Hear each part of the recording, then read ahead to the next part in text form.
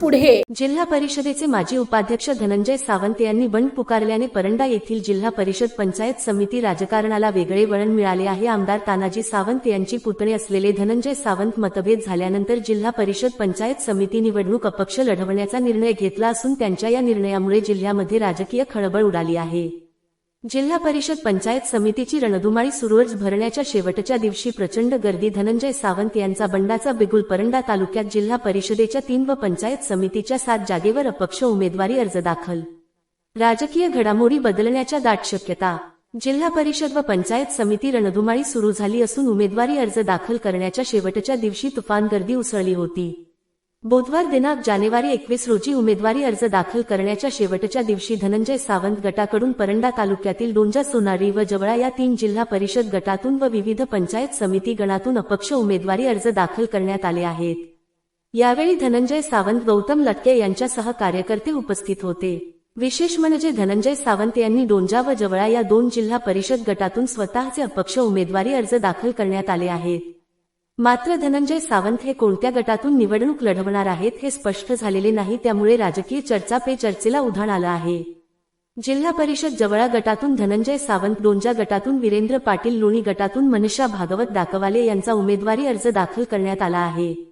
तर सोनारी पंचायत समिती गणातून रवी मांडवे, डोंजा पंचायत समिती गणातून नारायण खरसडे, जवळा पंचायत समिती गणातून बालाजी कातुरे, सागर गाडवे, शिरसाव पंचायत समिती गणातून संगीता नवले, भाग्यश्री पवार, लोणी पंचायत समिती गणातून राधा श्रावण गणगे, वडनेर अश्विनी सांगडे, सरस्वती सांगडे, खासापुरी गणातून धनश्री बारस्कार यांचे उमेदवारी अर्ज दाखल करण्यात आले आहेत।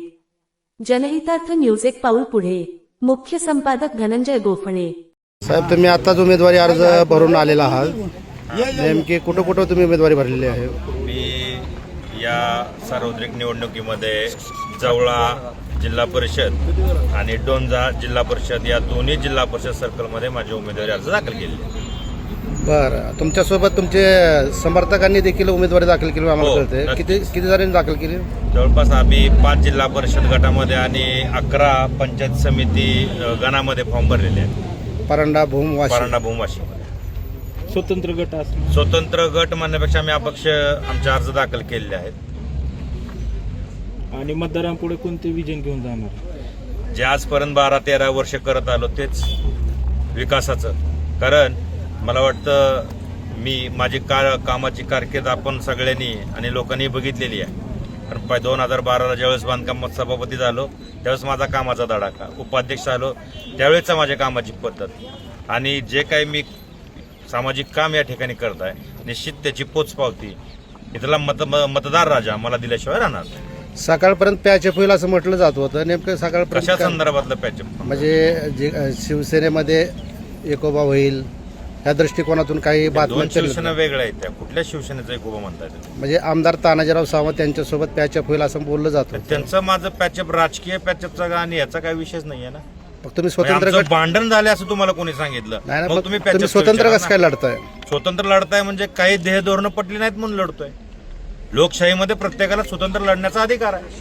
तुम्ही जवळा आणि डोंजा गटातून उमेदवारी अर्ज दाखल केलाय हो, आणि आम्हाला कुठून तुमची उमेदवारी पाहायला मिळाली? मी बी दोन्हीकडून दोन्ही ठिकाणी लढणार तुम्ही? गरज असेल तिथल्या लोकांना माझ्या कामाची खरंच जर असेल तर दोन्ही ठिकाणून, असं काही नाही।